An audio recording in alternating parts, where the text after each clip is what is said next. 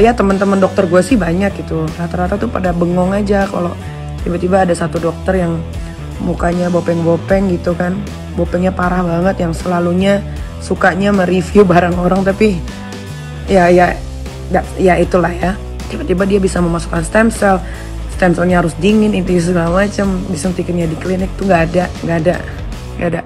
Stem cell tuh paling deket tuh di Singapura. Tapi kalau kalian mau bagus, punya uang banyak sampai 1,5 M atau 2 miliar, pergi ke Swiss. Itu tempatnya stem cell, sama ke Jerman. Gue nggak mau aja gitu loh, maksudnya gara-gara salah menyuntikan, nanti akhirnya efeknya jadi di badan kalian tuh nggak bagus. Gitu. Jangan ya. Udah pakai gimana ya ngomongnya? Ya gitulah. Jadi kita harus pintar sama-sama.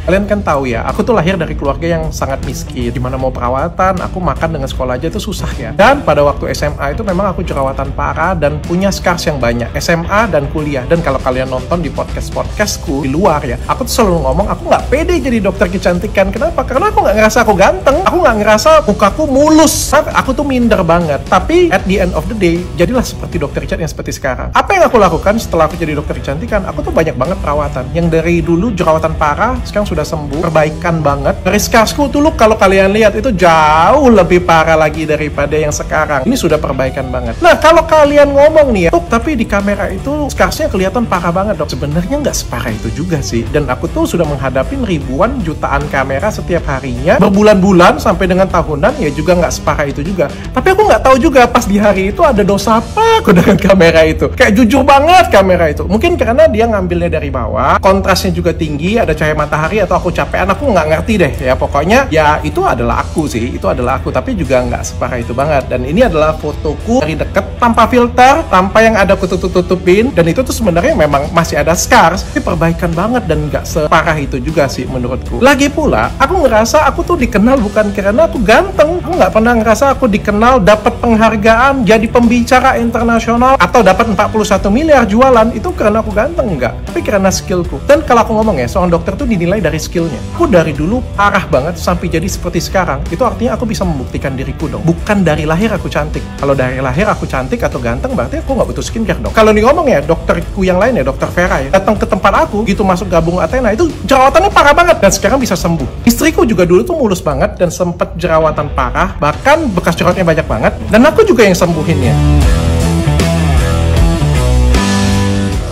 Guys, banyak banget video Richard Lee masuk ke saya nih, ngomong katanya pada saat dia wawancara itu mukanya itu maaf ya bopeng-bopeng gitu katanya.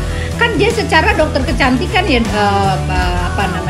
Mbak, kok bisa seperti itu wajahnya gitu, tidak sesuai dengan apa yang menjadi skincare-nya gitu lah ya. Buat apa dia jualan skincare kalau mukanya seperti itu? Gini guys, saya kasih tahu sama kalian. Namanya orang jualan supaya orang tertarik, ya dia pakai filter lah. Ya dong, biar terlihat menarik dan cakepan dikit gitu loh. Saya pun udah cantik dari aslinya, tetap pakai filter. Tapi yang jelas guys, yang penting dia tidak membodohi kita, tidak membohongi kita. Bagaimanapun jenis wajahnya dia, kan semua orang pasti punya jenis kulit masing-masing dong, ya kan?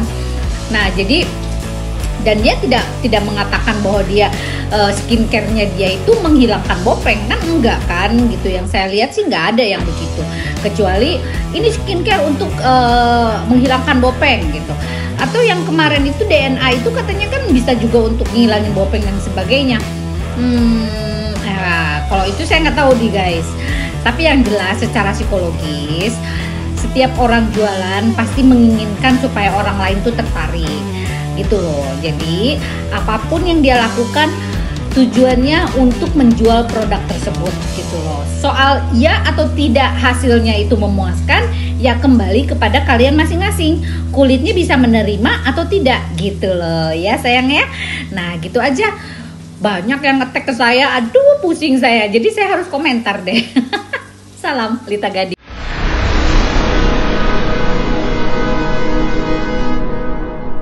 Jadi jangan lupa untuk subscribe Cumi Cumi.